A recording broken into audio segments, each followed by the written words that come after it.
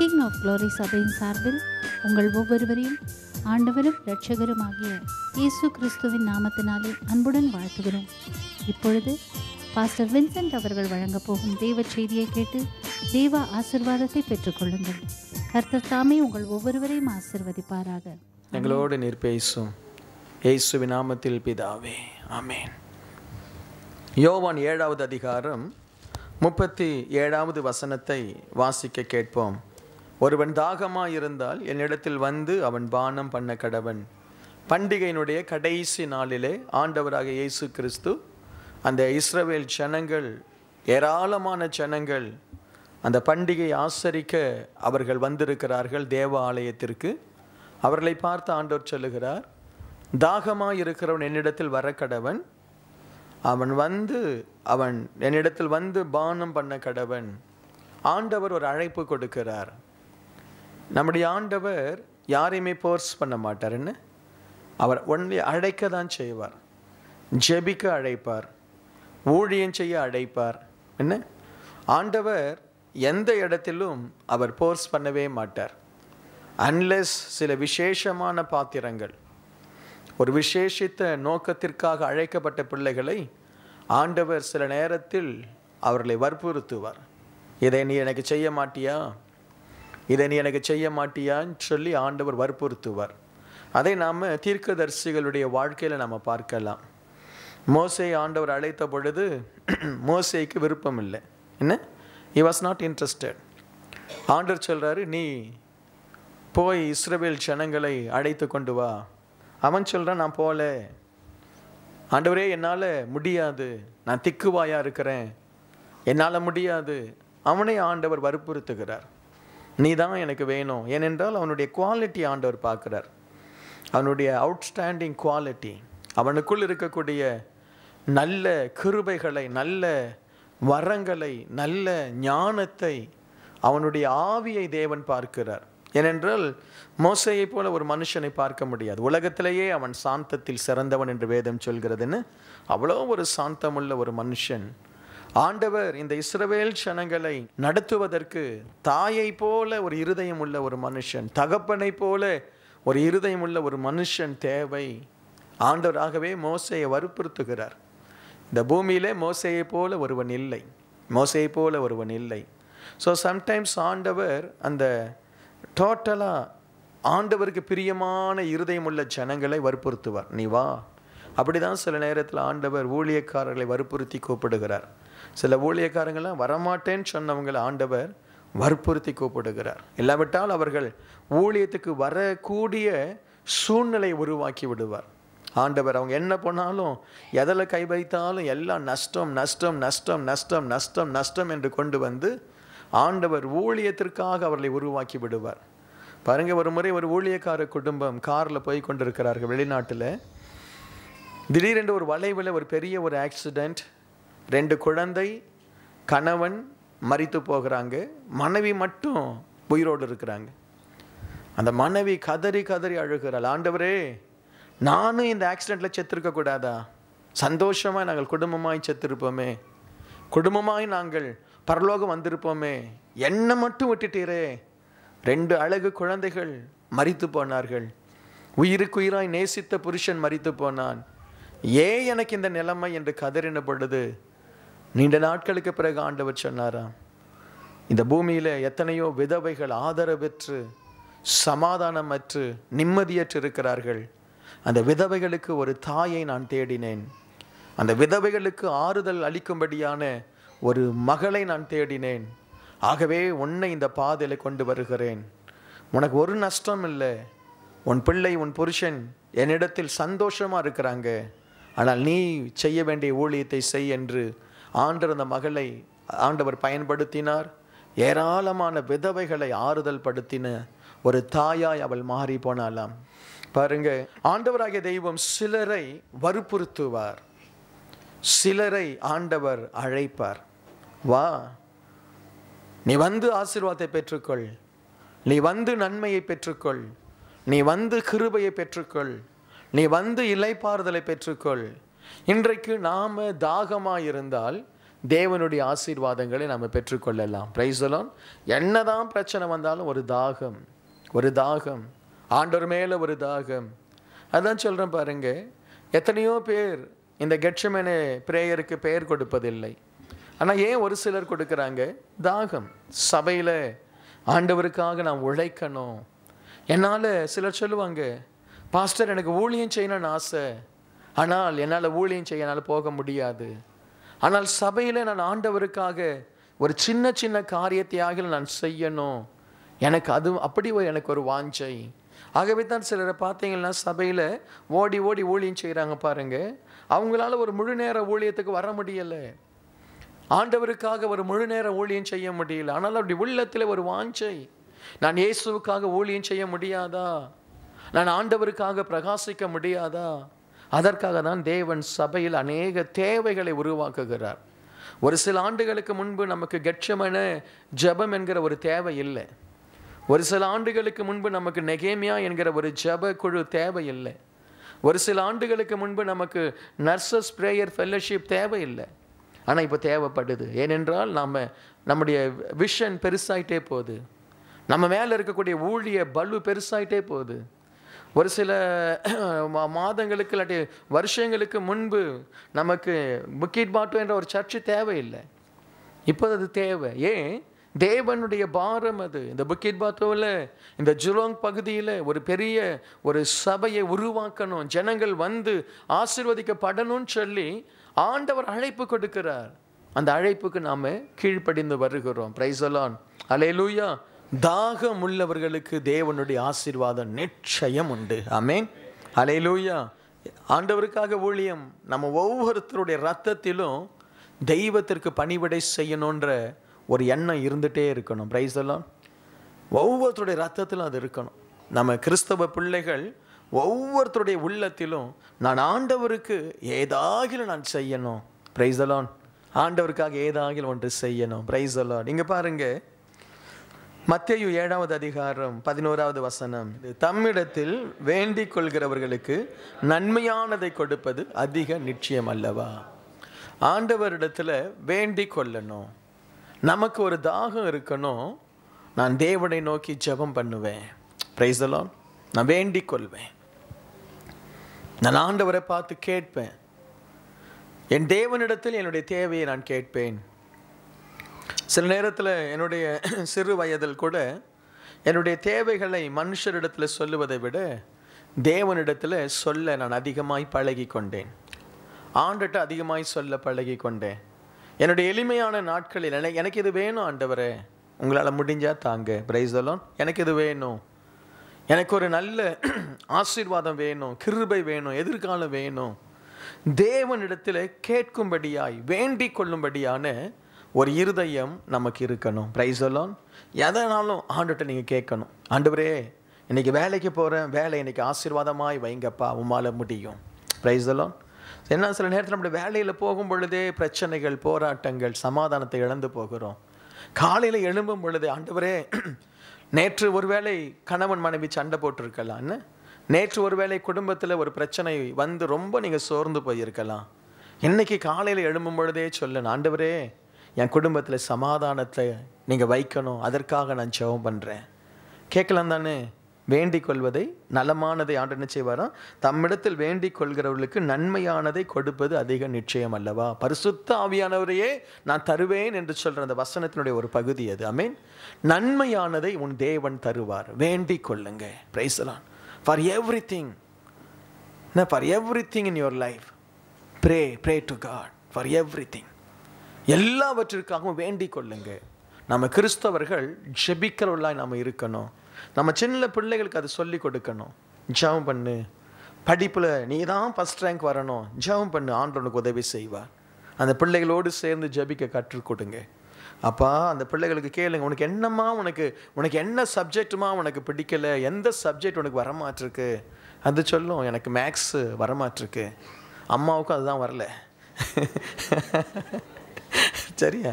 ஆனால் ஜெபம் பண்ணுவோம், ஆண்டவரே எனக்கு மேக்ஸ் வரமாட்டிருக்கு, ஆண்டவரே எனக்கு மேக்ஸை கற்றுத்தாங்க. எதையும் நம்ம வேண்டிக் கொண்டால் தேவன் நமக்கு நன்மையானதை தருவார். ஆமென். Praise the Lord. அப்போ அந்த ஜெபிக்கிறதுல ஒரு வாஞ்சை, தாகம். இன்றைக்கு நீங்கள் பார்த்தீங்கன்னா ஜெபிக்கிற பரிசுத்தவான்கள் உயர்த்தப்பட்டு கொண்டே இருப்பாங்க. ஜெபிக்கிற குடும்பம் உயர்த்தப்பட்டு கொண்டே இருக்கும். ஜெபிக்கிற ஒரு வாலிபன் உயர்த்தப்பட்டு கொண்டே இருப்பான்.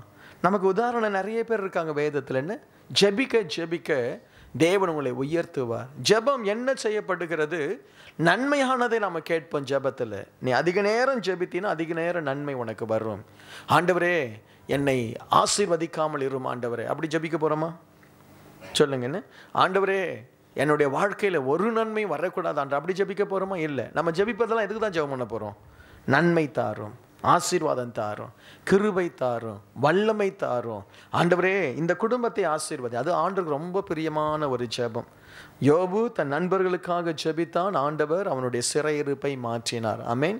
நம்ம மற்றவங்களுக்காக ஜெபிக்கணும். Price the Lord. மற்றவங்களுக்காக ஜெபிக்க கற்றுக்கொள்ளணும். உங்களுக்குள்ளாகவே சின்ன சின்ன நம்ம செல் குரூப் வைத்து இருக்கிறோம். என்ன ஏன்னா அந்த சின்ன குழு ஜெபம் ரொம்ப அவசியம். ஒருத்தருக்கு ஒருத்தர் ஜெபம் பண்ணுவது. பாருங்கள், இந்த சகோதரி புதுசாக வந்து அவங்க சொல்லியிருக்கிறாங்க, எங்கள் செல் குரூப்பில் நாங்கள் உங்களுக்காக ஜெபம் பண்ணுறோம், கர்த்தர் ஒரு அற்புதத்தை செய்வார். என்ன ஜெபம் ரொம்ப அற்புதமானது. ஹல்லேலூயா. ஸோ அப்போ நாம் வேண்டிக் கொள்வதில் நாம் ரொம்ப தாகமாக இருக்கணும். அப்பொழுது தேவன் நிச்சயமாகவே அவர் நன்மையானதை நமக்கு கொடுப்பார். ஹல்லேலூயா. இரண்டாவதாக சங்கீதம் 23:1 சொல்லுகிறது, கர்த்தரின் மேய்ப்பராய் இருக்கிறார், நான் தாட்சி அடையேன். பாருங்க, தாவீதுனுடைய ஒரு வாஞ்சை கர்த்தர் தனக்கு மேய்ப்பராய் இருக்கணும். Price the Lord. தாவீதுனுடைய வாஞ்சை கர்த்தர் தனக்கு மேய்ப்பராய் இருக்கணும். உன்னுடைய ஆசை என்ன? ஆண்டவர் உனக்கு மெய்ப்பராக இருக்கணும்னு சொல்லி ஆசைப்படுறியா? ஆண்டவர் உனக்கு தகப்பனாக இருக்கணும்னு ஆசைப்படுறியா? ஆண்டவர் உனக்கு நல்ல நண்பனாக இருக்கணும்னு ஆசைப்படுறியா? உன்னுடைய வாஞ்சை என்ன? அந்த வாஞ்சையின்படி தேவன் உனக்கு அவர் காட்சி கொடுப்பார்.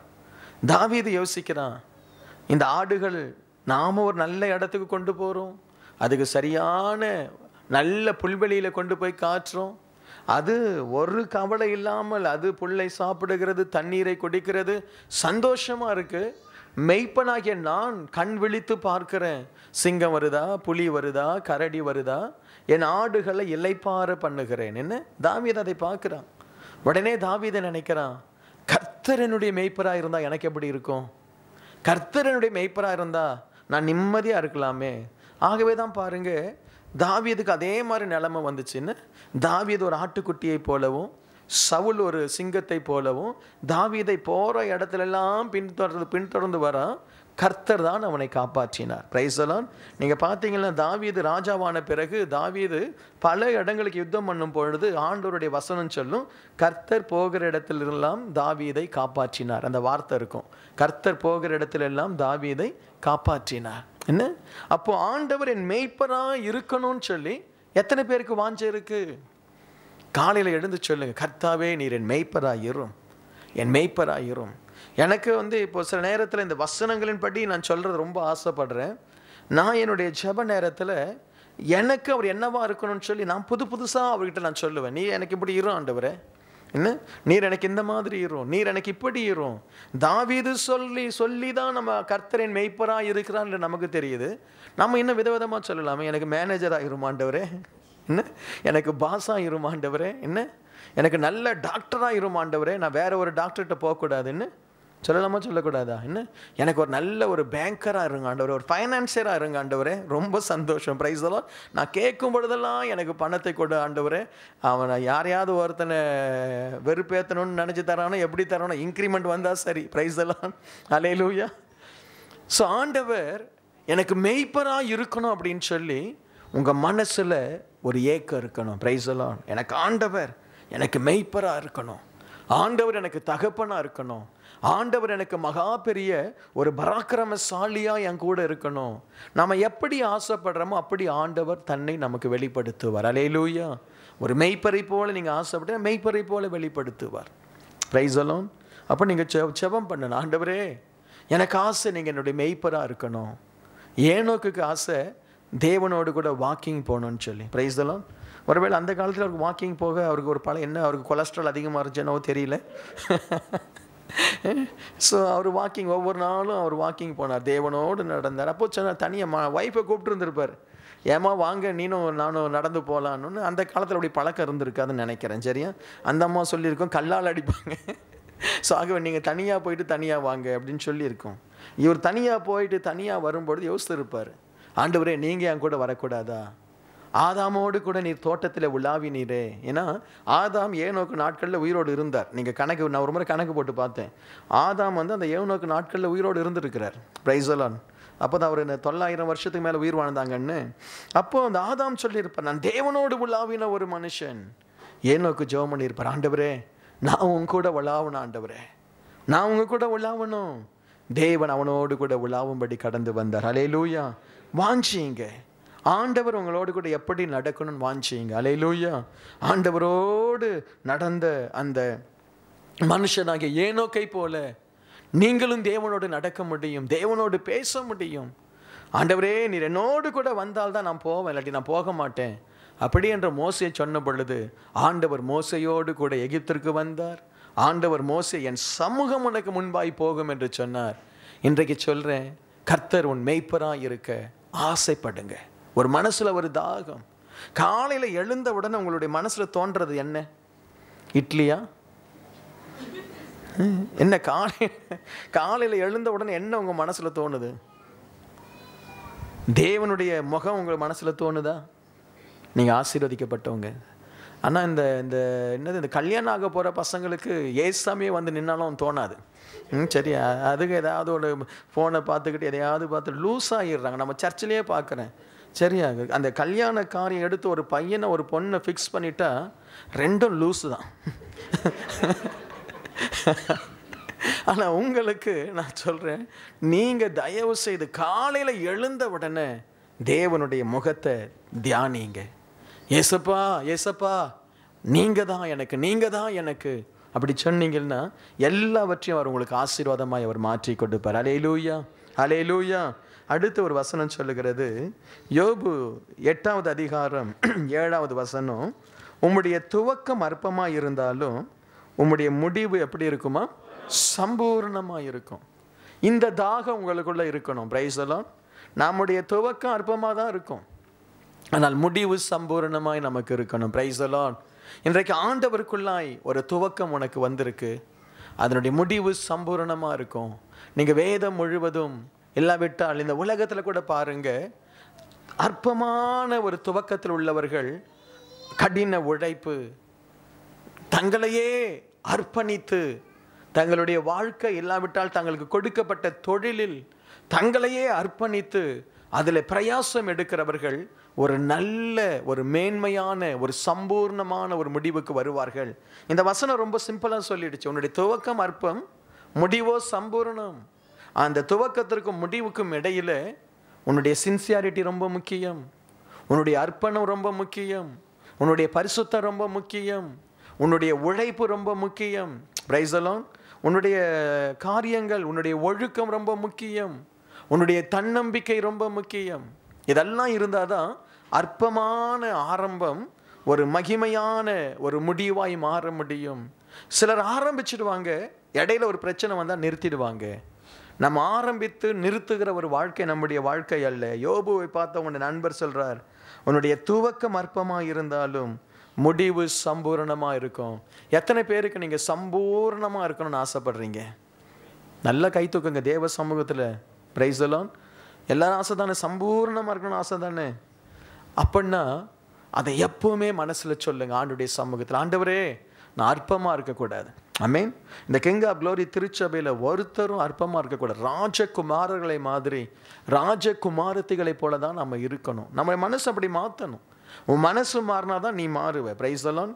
சில நேரத்தில் நீங்கள் நான் அழகாகவே இல்லை, எந்த ட்ரெஸ் போட்டாலும் எனக்கு எடுப்பாகவே இல்லை, எனக்கு எதுவுமே நல்லாவே இல்லை, இப்படியே நினச்சிட்டு இருங்க, 10 மாதத்தில் கிழவி மாதிரி ஆகிடுவீங்க.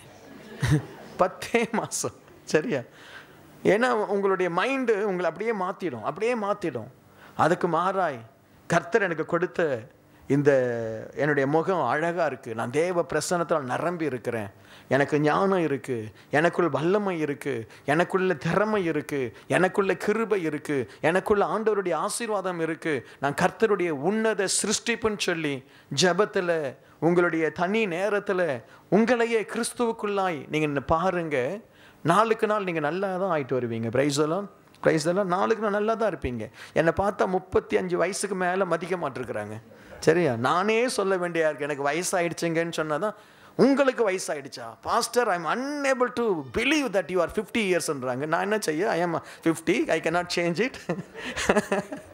இல்லை, அன்றைக்கி ஒருத்தர் வந்து சொல்கிறேன், என்னால் நம்பவே முடியல, அதுக்கு நான் என்னையா பண்ணட்டும், நான் நம்பி தான் ஆகணும்.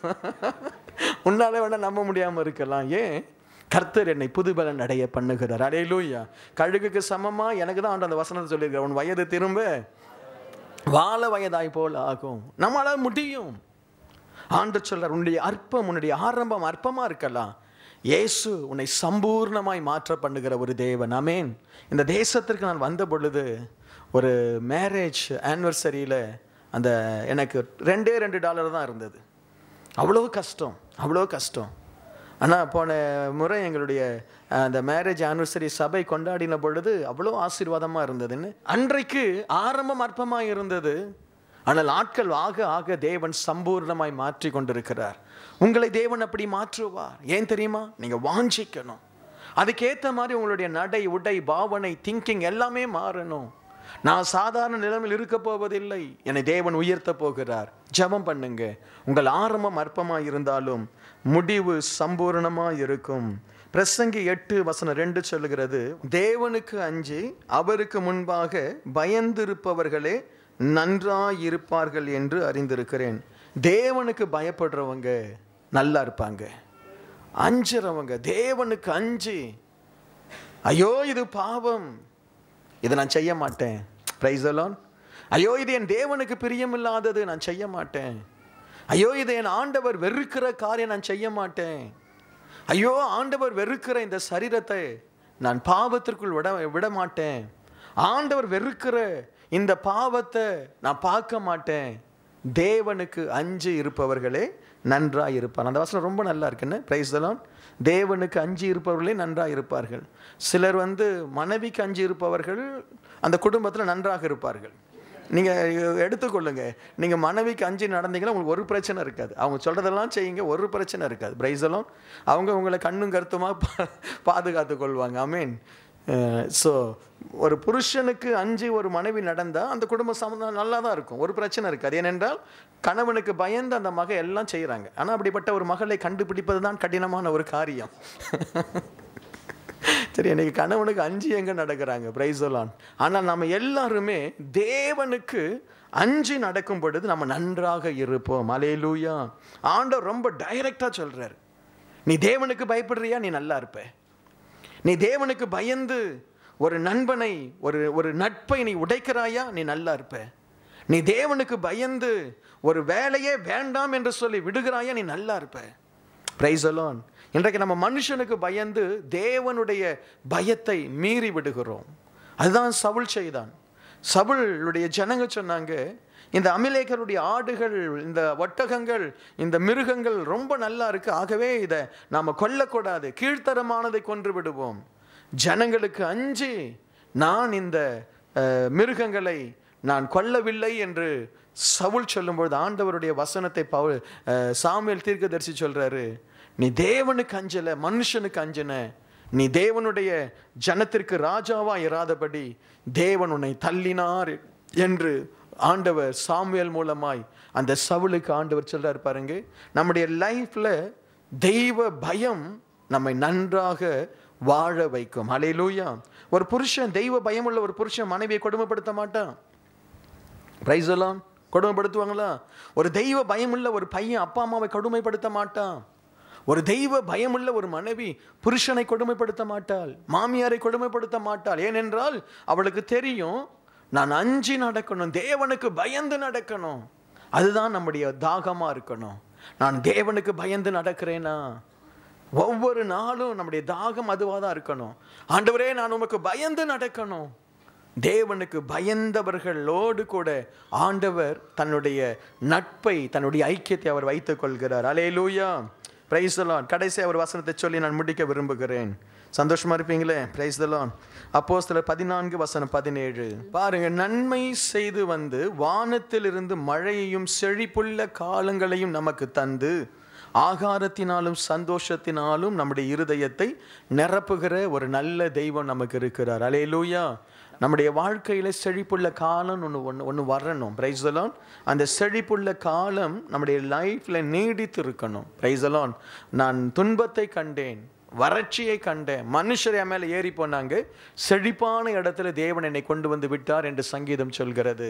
சிலர் சொல்லுவாங்க, பிரதர் நான் ஆண்டுகிட்ட நெருங்க உபத்திரம் வருது. அப்படியெல்லாம் வராது. Price the Lord. உபத்திரம் எல்லாருக்கும் உண்டு. ஆண்டுகிட்ட நெருங்கிறதுனால உபத்திரம் வந்துட்டு போகுது. Price the Lord. ஆனால் உங்கள் மனசு சொல்லட்டும், உங்களுடைய இருதயம் சொல்லட்டும், எனக்கு செழிப்புள்ள காலங்களை தேவன் தரப்போகிறார். அல்லேலூயா. செழிப்புள்ள ஒரு வாழ்க்கை. கிங் ஆஃப் க்ளோரி திருச்சபைக்கு செழிப்புள்ள காலங்களை தேவன் நமக்கு கொடுப்பார். ஆமென். இதுவரை நம்ம கண்ட செழிப்பு நமக்கு ஒரு சபையை வாங்க முடியலை, ஒரு சபையை வாடகைக்கு எடுக்க தான் ஆண்டவர் நமக்கு கொடுத்திருக்கிறார். ஆமென். இந்த செழிப்பு போதாது. சொல்லுங்க, இந்த செழிப்பு போதாது. நம்ம சபையை வாங்குகிற செழிப்பு நமக்கு வேணும். Price the Lord. சபையை வாங்கணும். இந்த தேசத்தில் ஒரு 3 இடத்துலையும் 4 இடத்துலையும், ஏன் குறைச்சி சொல்லுவாங்க, ஒரு 5 இடத்துல நாம் சபையை வாங்க தேவன் நமக்கு உதவி செய்யணும். Price the Lord. அல்லேலூயா. செழிப்புள்ள காலங்களை தருகிற ஒரு தேவன் நம்முடைய தேவன். ஆமென். அல்லேலூயா. ஆண்டவருடைய சமூகத்தில் தாகமாக இருங்க. செழிப்புள்ள காலத்திற்காய் தாகமாக இருங்க. இந்த வறட்சியின் காலத்தில் செழிப்புள்ள காலத்தை பாருங்க. வறட்சி தேசத்தில் வந்துவிட்டது என்று ஈசாக்கு எகிப்துக்கு போக ஆசைப்பட்டான். ஆண்டவர் சொல்றாரு, போகாதே, இதே தேசத்தில் இரு, நான் உன்னை ஆசீர்வதிப்பேன் என்று சொல்லி அவனை 100 மடங்கு ஆண்டவர் ஆசீர்வதித்தார். அல்லேலூயா. அவனுக்கு செழிப்பின் நாட்களை தேவன் கொடுத்தார். வறட்சியான சூழ்நிலையில, ஒரு வறட்சியான காலத்திலேயே செழிப்பை கொடுக்கிற தெய்வம் ஒரு செழிப்பான தேசத்தில் உன்னை இன்னும் செழிக்க பண்ணுவார். ஆமென். எதற்கு உன்னை செழிக்க பண்ணுவார்? ஆண்டவருடைய ஊழியத்தை தாங்க, நன்மை செய்ய, உன்னுடைய உடன் பிறந்தவர்களுக்கு நன்மை செய்ய, ஒரு ஏழை எளியவனுக்கு நன்மை செய்ய, தானம் தர்மம் செய்ய, சபைக்கு அள்ளி கொடுக்க தேவனுடைய செழிப்பாய் மாற்றணும். ஆமென். அல்லேலூயா. அதாவது நான் நம்முடைய சபையில் நான் ஒரு நாளும் இவ்வளோ தாங்க அப்படின்னு நான் கேட்கவே மாட்டேன், கேட்கவும் போகிறதில்லை. ஆனால் என்னுடைய வாஞ்சை என்ன தெரியுமா? நீங்கள் தாவீதை போல ஆண்டவருக்காக அள்ளி கொடுக்கக்கூடிய ஐஸ்வர்யத்தையும் ஆசீர்வாதத்தையும் தேவன் உங்களுக்கு தரணும். Price the Lord. இரவு நேரத்தில் பாஸ்டர் வந்து உங்கள்கிட்ட பேசக்கூடாது, தேவ தூதன் வந்து உங்களுக்கு சொல்லணும், சபைக்கு நீ கொண்டு போய் கொட்டு அப்படின்னு சொல்லணும். Praise the Lord. ஆமென். அப்படி வந்து சொன்னால் தான் கொட்டுவீங்களா?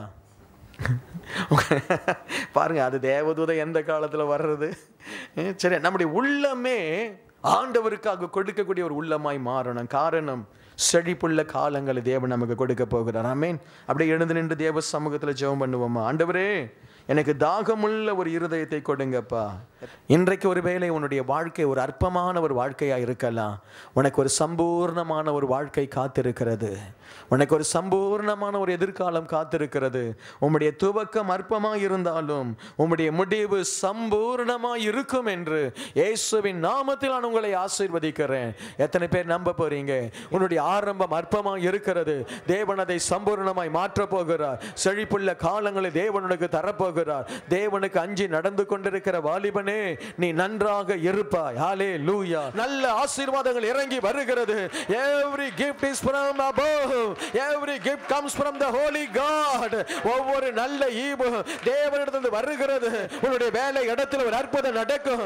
மனுஷனை பார்த்தது போதும், உலகத்தை பார்த்தது போதும். இயேசுவே என்று கூப்பிடு. Call unto him. Call the name Jesus. Jesus. Hallelujah. He is the deliverer. He is the blessing God. ரோக்கரிபியாந்தனா, உடைய பிள்ளைகளை ஆசீர்வதித்து அனுப்புகிறேன் அப்பா. தேவ பிரசன்னம் உடைய பிள்ளைகளோடு இருக்கட்டும். என்னுடைய முடிவு சம்பூர்ணமா இருக்கட்டும். இயேசுவின் நாமத்தில் ஆசீர்வதிக்கிறேன் பிதாவே.